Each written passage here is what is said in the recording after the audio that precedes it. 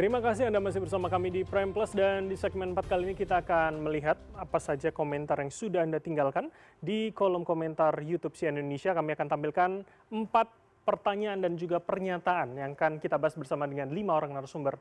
Kita akan baca pertama dari @bdptim1382. Kalau mau berkuasa tempuh jalur demokrasi, jangan rusak negara ini dengan cara inkonstitusional. Kita bergeser. Acil Sirajang 9349, Donald Trump saja di demo oleh rakyatnya sendiri sebanyak 8 juta orang, itu nggak dianggap makar. Oke, kita geser. Statement ketiga, Musa7599, jangan karena dikritik oleh masyarakat dalam pemerintahan selalu dianggap makar. Jika rakyat mengkritik, tandanya ada yang salah dalam pemerintahan. Kita geser yang terakhir. Ken Akbar Wikantoro, di mana batas antara kebebasan berekspresi dan tindakan yang bisa dikategorikan sebagai makar. Mas Antoni, saya minta komentar Anda. Mungkin dua ini kali ya, jangan dianggap kritik dan kemudian Donald Trump saja di demo 8 juta itu tidak dianggap makar. Iya, seringkali memang yang kita lihat bahwa diksi kritik itu tempat persembunyian dari tindakan-tindakan yang lebih dari kritik sebenarnya.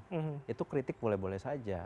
Tetapi jangan sampai tindakan-tindakan yang masuk ke pasal-pasal pidana memakai jubah kritik. Ini berbahaya. Tadi kan kalau dikatakan di pasal 8 ada kata-kata bahwa presiden berhenti.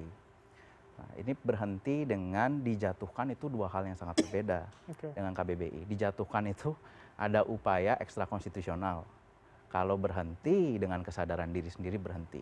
Ini kan sepertinya ada bahasa-bahasa dijatuhkan, ada upaya ekstra konstitusional dijatuhkan. Jadi bukan mengundurkan diri. Bukan dalam mengundurkan diri. Logika yang Anda ini kan sampaikan, dijatuhkan. Ya? Oke. Dijatuhkan dengan apa saya nggak tahu. Inilah nanti ruang interpretasi tentunya ya, ruang interpretasi di ranah hukum. Oleh karena itu, kalau kita memang pasal 1 ayat 3 adalah negara hukum, kita memegang konstitusi, dikatakan tadi pasal 28 adalah kebebasan berekspresi, marilah kita bersama-sama pegang konstitusi yang lainnya juga. Di mana impeachment itu ada di pasal 7 juga ada di konstitusi. Jangan kita mau hal-hal yang menguntungkan kita saja. Pasal yang gitu benar loh. itu 7A, 7B, Ya, 7B dan maksud saya. 8. Jadi maksud saya begini, bahwa kalau memang inginnya pasal 28 saja, jangan lupa ada pasal jalur-jalur konstitusi untuk impeachment. Dan jangan lupa ada pasal 28J bahwa kebebasan berekspresi dan hak asasi lainnya pun ada batasnya. Selama ketertiban umum tidak terganggu. Misalnya kalau itu sudah terganggu itu harus dibatasi. Jadi mengganggu stabilitas itu bukan kritik menurut Anda? Nah, enggak, maksudnya kalau tadi kita lihat dari Drone Emprit juga kan hasilnya beda-beda tuh. Berarti kan ada yang ingin kestabilan, ada yang rasa takut, ada yang rasa takut nanti terjadi kerusuhan seperti 98 Mei misalnya. Itu kan semua warga negara yang melakukan proses demokrasi dan memilih Pak Presiden, 96 juta orang. Itu semua harus dihargai. Nggak bisa cuma karena ada satu tindakan lalu dikatakan kita harus melindungi hak asasi dia untuk berpendapat. Tapi ada hak asasi orang lain untuk rasa aman, untuk ketertiban umum, untuk keamanan umum. Jangan sampai ini nanti busnya tabrakan semua chaos. Tapi kita nggak ada melarang-larang, silahkan. Asal kritik ya kritik. Kritik ya kritik. Tapi ada batas itu logikanya. Ada batas itu logikanya. Sangat jelas. Mas Ubed, komentar Anda. Ini menafsirkan kritik yang berlebihan, Mas Tony. Tadi menafsirkan kritik itu ada motif dibalik gitu. Itu sama saja Anda melarang kita menafsirkan narasi presiden bahwa saya akan tertibkan para pengamat. Jadi kalau Anda menafsirkan kritik lebih dari sekedar kritik, maka wajar juga kalau kami menafsirkan narasi presiden menertibkan pengamat lebih dari sekedar menertibkan. Nah, itu poin pertama. Yang kedua, kondisi demokrasi dan aspirasi atau dalam kategori demokrasi masuk dalam kategori civil liberty ya, itu memang buruk kondisinya. Fakta empiriknya, datanya memang menunjukkan misalnya kebebasan sipil kita hanya 5 skornya. Kalau kita pakai The Economist itu, DPR ada disfungsi di situ. Karena ya disfungsi substantif ya. Karena DPR lebih suka membahas anggaran daripada membahas aspirasi publik, daripada membahas undang-undang secara serius. Karena fakta empiriknya dari program legislasi nasional hanya 10% target dari prolegnas itu yang tercapai begitu. Jadi DPR ini memang penting untuk dikritik juga. Aspirasi sekian banyak tidak didengar, gitu, dan seterusnya, dan seterusnya.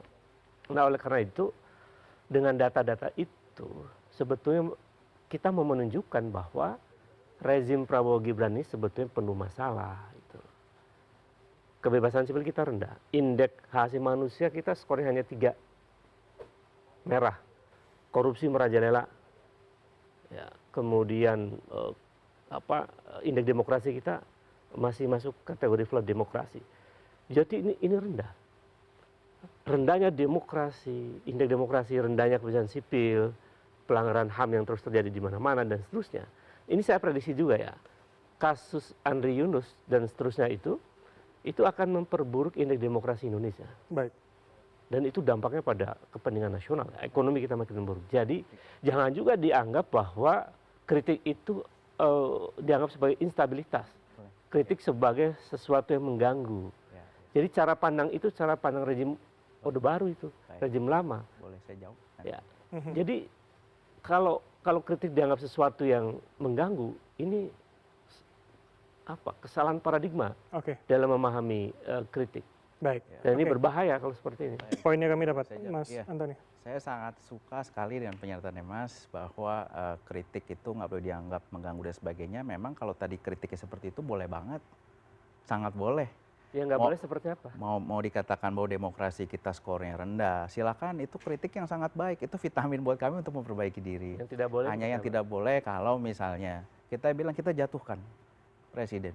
Kita jatuhkan, misalnya kata-kata seperti itu. Itu pernyataan tidak konsisten dari Anda. Tadi misalnya, Anda bilang tidak apa-apa, ya ini kan dilarang. Tidak apa-apa dalam artian konteksnya Undang-Undang Dasar 45 kita nggak boleh cherry picking. Misalnya pasal 28 kita pilih-pilih untuk kebebasan berekspresi. Saya setuju kalau kebebasan berekspresi seperti tadi boleh. Mengatakan indeks kita turun, boleh. Gitu. Dengan data maksudnya. Dengan data boleh. Itu nggak akan Presiden melanggar konstitusi misalnya. Itu tidak akan melanggar konstitusi kalau misalnya mengatai presiden kurang pinter, presiden kok indeksnya turun, presiden kok begini, presiden begitu. Itu dihormati. Itu sangat dihormati, silakan. Yang tidak boleh apa? Yang tidak boleh kalau di Undang-Undang Dasar mengatakan demikian, nggak ada kata-kata dijatuhkan, berhenti, yes. Jalur-jalur impeachment, yes. Ada nggak di konstitusi? Sekarang kalau misalnya di KUHP bahwa kritik yang mengatakan presiden dapat dijatuhkan itu melanggar undang-undang dasar. Ini bukan kritik, ini kan bentuknya ya nanti saya terlalu masuk. Di mana pasal pelanggaran itu? Nanti saya terlalu masuk kasus, tapi ini kan ya, silakan dilihat di verbatimnya lah. Bahwa jika ini ada upaya-upaya mengajak ataupun bertanya lah bahasanya, bahwa berkonsolidasi bisa nggak untuk dijatuhkan, saya khawatirnya ini memang Undang-Undang Dasar 45 ini harus ditegakkan, nggak boleh pilih-pilih, jangan bersembunyi di balik ini adalah kebebasan berekspresi. Kasihan nanti warga yang tadi yang memilih bahwa oh ini ada rasa takut, oh ini ada rasa apa semua, itu kan harus hak asasi warga negara juga harus dilindungi, kita nggak boleh pilih-pilih gitu. Oke, Mas Ferry, jangan cherry picking katanya. Kalau dilihat ya, DPR atau MPR menjatuhkan Soeharto, googling aja itu banyak tuh kalimatnya. Jadi bahasa publik soal menjatuhkan itu dekat dengan impeachment, menggugat. Bahasa menjatuhkan, remove from the office gitu ya, jatuhkan dari jabatannya gitu. Itu pilihan diksi saja. Kalau kita perhatikan pilihan diksi, Mas, diksi makar ini bahasa Arab nih. Oke, wa makarallah, wa makaru wa makarallah, wallahu khairul makirin. Allah lah sebaik-baik pencipta makar, bukan Profesor Saiful Mujani gitu ya. Jadi bagi saya heran juga, makar itu sebenarnya kalau mau ditelusuri bahasanya, dia dianggap anslah. Anslah itu adalah upaya melukai, menyerang fisik presiden. Bahasa pendahuluan itu harus dikaitkan dengan itu. Siapkan senjata, siapkan pistol, kumpulkan orang. Ini tidak terjadi untuk melakukan peruntuhan. Jadi agak berlebihan. Makanya diksi manis KSP mengatakan tidak masalah, biarkan itu hak orang. Tapi yang menyatakan permulaan KSP. Jadi bagi saya cara seperti ini, coba bayangkan kalau KSP bilang atau Presiden Prabowo mengatakan, saya ingin diskusi dengan Prof. Saiful Mujani. Oh itu tepuk tangan itu semua orang. Jadi tidak perlu kemudian bercerita bahwa istana silakan saja berpendapat, tetapi begitu ada serangan itu juga diperbolehkan. Istana punya dua kesempatan melindungi kedua hak. Jadi orang akan salut kepada istana kalau istana terhadap orang yang kemudian mengkritik istana pun istana merangkul. Oke, artinya Jadi didengarkan maksudnya. didengarkan begitu ya. Nah, aneh kemudian kalau kemudian ini diceritakan bahwa kami dalam upaya menegakkan hak-hak orang bersuara harus ada batasan. Lah, Andri Yunus matanya hilang. Nggak ada tuh ngomongnya begituan. Jadi ini kemunafikan istana yang kemudian membuat orang wajar saja marah. Tapi istana belum juga mengerti cara orang, publik melihat. Nah, kalau istana sudah buta matanya, tertutup telinganya, tidak mau menyampaikan hal yang benar, memang istana itu di titik tertentu akan dipertanyakan orang. Oke, baik. Jangan-jangan ini memang tidak layak jadi. Maka saya setuju tuh. 8 juta orang demo Trump itu sebagian besar meneriakan Trump harus mundur, dijatuhkan. Nggak ada tuh Donald Trump menggunakan atau pendekatan pendukungnya dengan makar. Baik, Jadi oke, aneh kami betul. tangkap poin Anda. Mas Anton, jawaban Anda. Jadi saya ingin meluruskan bahwa soal Andri Yunus tadi misalnya, itu belum ada sejarahnya peristiwa seperti ini langsung ditingkatkan kasusnya dalam waktu hari bukan minggu. Sudah ketemu terduganya segala macam. Itu di era Pak Prabowo. Itu harus kita pahami. Tapi tidak juga bahwa pernah ada terjadi di dunia lembaga negara yang melakukan eksekusinya dan presiden tidak memperlihatkan keberaniannya untuk bahkan memecat seluruh orang yang bertanggung jawab. Jadi di sini Pak Presiden ini menunjukkan bahwa dia bukan presiden yang retorika. Presiden yang langsung bergerak. Yang langsung ditemukan. Bahkan akan dicari sampai ke aktor intelektual. Iya. Sama dengan anti korupsi ya sampai ke Antartika ya.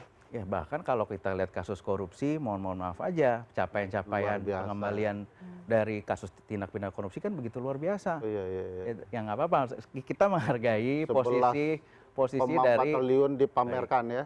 Sangat pintar dan jenius. Oke, baik Mas Irawan, saya kasih kesempatan pada Anda. Apa yang bisa Anda komentar ini dulu? Itu kan ada 4 hal ya, ada 4 hal yang jadi komentarnya netizen. Betul. Ya tentu yang pertama itu ya itu setuju lah. Jadi bahwa kalau kita mau berkuasa ya harus melalui prosedur konstitusional pemilu gitu. Tapi ya kan yang di konteksnya ini kan bukan mau berkuasa, ini lagi menyampaikan kritik gitu. Punya partai juga tidak ya. Terus yang kedua ya begini, ya mungkin di Amerika usia demokrasinya tidak setua usia demokrasi kita di Indonesia. Dalam berbagai ukuran dan variabel demokrasi, ya mungkin sana masyarakatnya, kultur politiknya berbeda. Tapi Amerika pun sebenarnya mengalami backsliding demokrasi sama seperti kita. Bahkan Transparansi Internasional Indonesia juga menemukan fakta yang serupa. Jadi itu menjadi satu fenomena banyak negara gitu. Termasuk Amerika sendiri yang selama ini kita jadikan dalam banyak hal selalu kita rujuk sebagai satu simbol demokrasi. Terus kemudian ini Mas, jangan karena dikritik masyarakat selalu dianggap makar, kalau mengkritik tandanya ada yang salah. Ya kritik kan tidak harus semuanya berdasarkan kesalahan. Banyak juga kritik-kritik yang disampaikan ke kami adalah kritik yang sifatnya konstruktif, yang berisi kajian-kajian, masukan, harus begini. Pernyataan Wawan itu yang penting, bahwa apa yang terjadi backsliding di Amerika terjadi juga di sini. Nah, Amerika boleh marah, kita juga boleh marah kan? Bukan maksudnya. Saya ingin memberikan gambaran. Itu maknanya kayaknya lain ya. Jadi saya ingin memberikan gambaran bahwa fenomena regresi demokrasi itu tidak hanya fenomena 1-2 negara, itu menjadi fenomena banyak negara. Dan makanya itu kemudian kita berusaha untuk kemudian menjaga kualitas demokrasi kita. Salah satunya misalnya penghormatan kita terhadap konstitusi, melaksanakan periodik, terus kemudian pemerintahan yang akuntabel, bersih, dan seterusnya yang memang menjadi indikator negara demokratis itu sendiri. Dan begini, ya tentu kan mungkin berbeda ya antara makar sebagai satu terminologi hukum dan kemudian makar yang dipahami dalam perspektif politik. saya tidak ingin mendiskusikan banyak hal, tetapi KUHP yang baru mengatakan bahwa makar itu sifatnya adalah bentuknya adalah delik material, bukan delik formil. Itu hukumnya.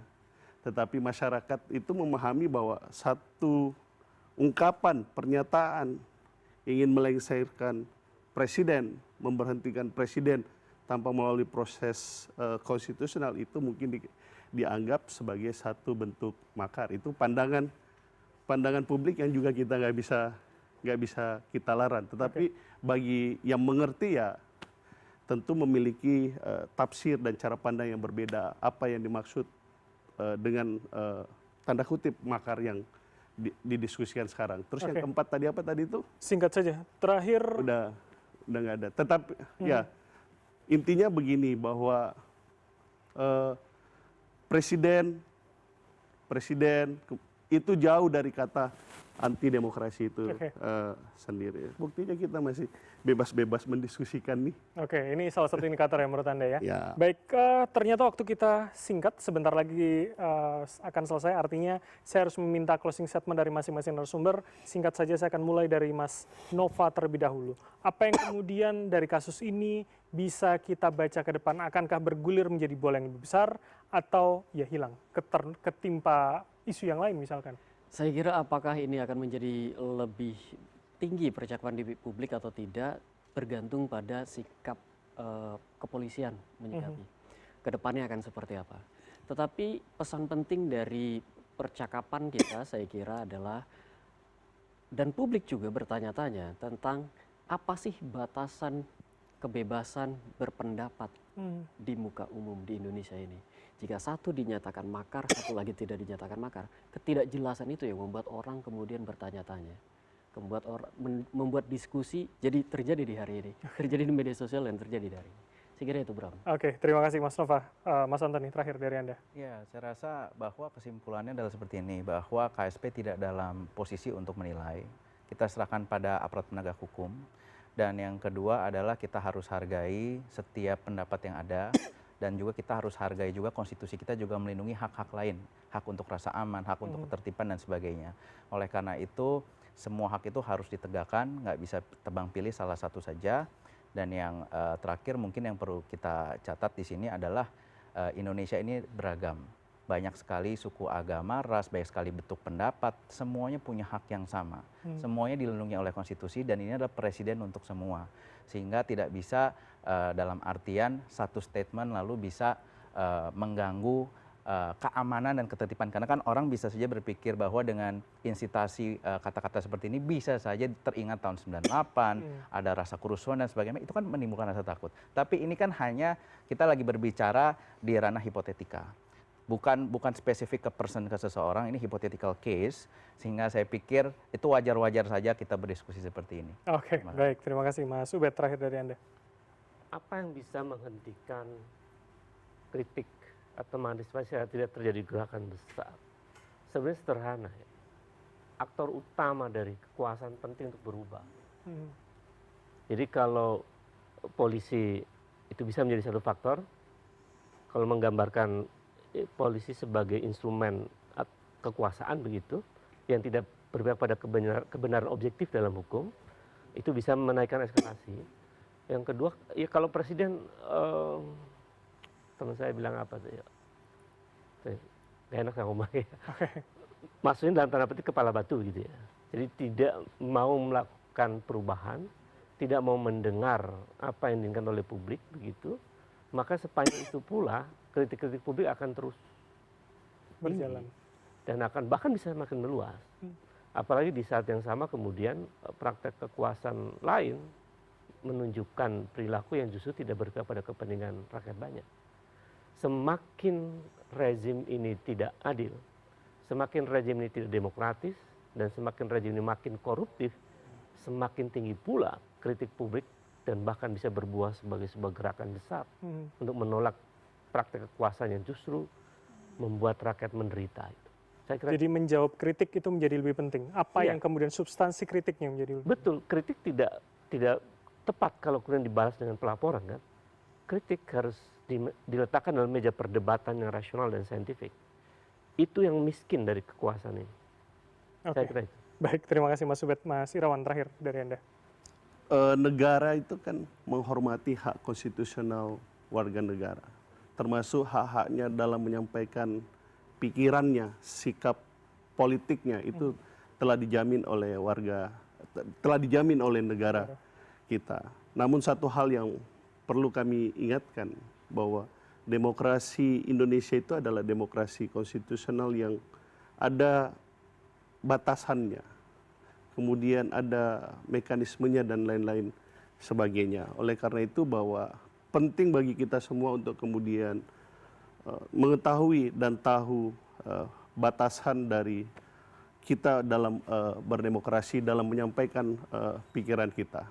Yang kedua adalah bahwa keberadaan civil society, pikiran-pikirannya, kajian-kajiannya, masukan-masukannya itu sangat bermanfaat dan selama ini kami gunakan di pemerintahan, khususnya di DPR.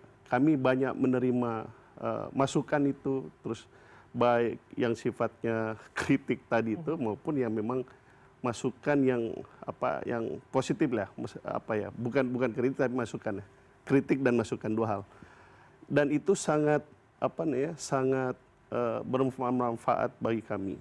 Yang ketiga adalah bahwa setiap warga negara tentu memiliki hak seperti tadi menyampaikan pelaporan ke polisi misalnya. Bang Kurniawan ya. Meskipun kami misalnya itu tidak sependapat dengan langkah hukum seperti itu. Proses-proses politik percakapan publik seperti ini harusnya bisa diselesaikan melalui proses dialog. Meskipun satu hal bahwa yaitu tadi kami tidak bisa melarang gitu, kami tidak bisa melarang karena itu haknya sebagai warga negara. Baik. Begitu juga ketika ada warga negara mengajukan permohonan judicial review ke Mahkamah Konstitusi itu juga tidak bisa kita larang. Tapi kalau kami diminta atau kami dibolehkan untuk menyarankan itu, laporan polisi seperti itu tidak perlu dilakukan.